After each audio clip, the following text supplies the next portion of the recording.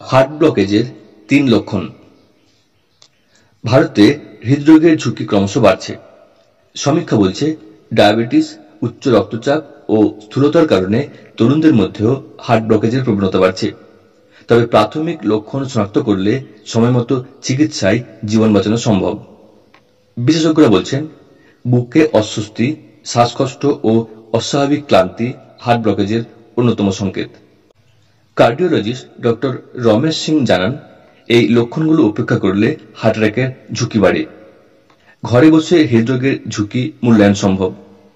নিয়মিত রক্তচাপ পরীক্ষা, যা স্বাভাবিক হল 120/80, ও হৃদস্পন্দন, যা স্বাভাবিক হল 60 থেকে 100 বিট পার মিনিট, এগুলি নিরীক্ষণ করা গুরুত্বপূর্ণ। এছাড়া 90 সেকেন্ডে 60টি সিঁড়ি উঠতে অসুবিধা হলে হৃদরোগের ঝুঁকি থাকতে পারে। ধূমপান, উচ্চ কোলেস্টেরল ও পারিবারিক ইতিহাস ব্লকেজের প্রধান কারণ। সম্প্রতি আবিষ্কৃত একটি পদ্ধতিতে কবজিতে ব্যথার মাধ্যমেও স্নায়ুবিকার শনাক্ত করা যায়।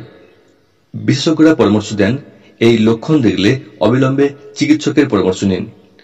নিয়মিত চেকআপ ও স্বাস্থ্যকর জীবনযাপন হৃদরোগ প্রতিরোধে কার্যকর।